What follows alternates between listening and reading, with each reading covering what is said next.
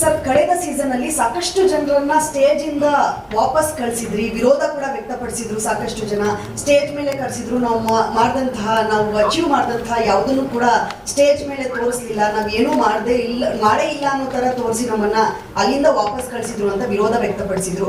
ಈ ಬಾರಿ ಕೂಡ ಅದೇ ರೀತಿಯಾಗಿ ನೀವು ಎಲಿಮಿನೇಟೆಡ್ ಮಾಡ್ತೀರಾ? ಬಂದಂತವ್ರನ್ನ ವಾಪಸ್ ಕಳಿಸುವಂತದ್ದೇನಾದ್ರೂ ಇದೆಯಾ, ಅಥವಾ ಈಗ ಆಲ್ರೆಡಿ ಸೆಲೆಕ್ಟ್ ಮಾಡಿರೋರೆಲ್ಲರೂ ಕೂಡ ಬಿಗ್ ಬಾಸ್ ಮನೆಗೆ ಹೋಗ್ತಾರಾ?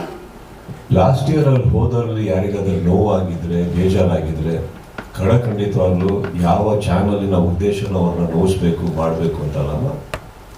ಈಗ ಒಂದು ಸಿನಿಮಾನ ಮಾರ್ಕೆಟಲ್ಲಿ ಬಿಡ್ತೀವಿ ಅಂದ್ಕೊಳ್ಳಿ, ಸಿನಿಮಾ ಚೆನ್ನಾಗಿ ಹೋಗಿಲ್ಲ ಅಂದ ತಕ್ಷಣ ನನಗೆ ಅವಮಾನ ಮಾಡಿದ್ರು ವೀಕ್ಷಕರು, ನನಗೆ ಪಿಕ್ಚರ್ ಓಡಿಸ್ಲಿಲ್ಲ, ಇವ್ರ ರಿವ್ಯೂ ಸರಿ ಬರಲಿಲ್ಲ ಅಂದರೆ ಹೇಗೆ?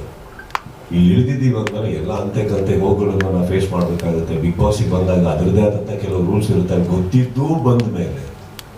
ಗೊತ್ತಿದ್ದು ಆಟ ಆಡಿದ್ಮೇಲೆ, ಗೊತ್ತಿದ್ದು ವೇದಿಕೆ ಮೇಲೆ ಬಂದಮೇಲೆ ಅದನ್ನು ನಿಮ್ಮ ಕಡೆ ಸಹಿಸ್ಕೊಳಕ್ ಆಗಲಿಲ್ಲ ಅಂದಾಗ ಅವಮಾನವಾಗಿ ತಗೊಳ್ಳೋದು ಬಿಡೋದು ವೈಯಕ್ತಿಕ. ಬಟ್ ಒಂದು ಸಂಸ್ಥೆ ಮೇಲೆ ಆಪಾದನೆ ಮಾಡಿಸೋದು ಅದಕ್ಕಿಂತ ದೊಡ್ಡ ಅಪರಾಧ ಅಂತ ನನಗೆ. ಯಾಕಂದರೆ ರೂಲ್ಸ್ ರೆಗ್ಯುಲೇಷನ್ಸ್ ಹೇಳಿದೆ ಯಾರು ಕರ್ಕೊಂಬಂದಿಲ್ಲ, ಎಲ್ಲರಿಗೂ ಎಲ್ಲ ಗೊತ್ತಿರುತ್ತೆ. ನೋಡಿ ಹಿಂಗಿರುತ್ತೆ, ಹಿಂಗಾಗುತ್ತೆ. ಸರ್ಪ್ರೈಸ್ ಆಗಿ ನಿಮಗೆ ನಾವೇನಾರು ಮಾಡಿ ಅವಮಾನ ಆಯಿತು ಅಂದರೆ ಅದ್ರ ಬಗ್ಗೆ ಮಾತಾಡೋಣ. ವೇದಿಕೆಯಲ್ಲೆಲ್ಲ ಹೇಳಿದ್ದಾರೆ ರೂಲ್ಸ್ ಹೀಗಿರುತ್ತೆ, ನೀವು ಬಂದಮೇಲೆ ಅಲ್ಲಿ ಕೂತಿರೋರು ಬಸ್ ಮಾಡ್ತಾರೆ, ಹೋದ್ರು ಇಲ್ದಿದ್ರು ಇಲ್ಲ ಅಂತ. ಕರೆಕ್ಟ್? ಸೊ ಹಾಗಿರುತ್ತೆ. ಸೊ ಇವಾಗ ಫಾರ್ ಎಕ್ಸಾಂಪಲ್ ವಿನ್ನರಲ್ಲಿ ಕಾರ್ತಿಕ್ ಅವ್ರು ಆ್ಯಕ್ಚುಲಿ ವಾಪಸ್ ಹೋಗಿದ್ರು, ವಾಪಸ್ ಗುಲಾಬ್ ಬಂತವ್ರಿಗೆ. ಕರೆಕ್ಟ್? ಅದನ್ನು ಅವರು ಅವಮಾನವಾಗಿ ತೊಗೊಂಡಿದ್ದಿದ್ರೆ ಹೇಗೆ ಗೆಲ್ತಾ ಇದ್ರು?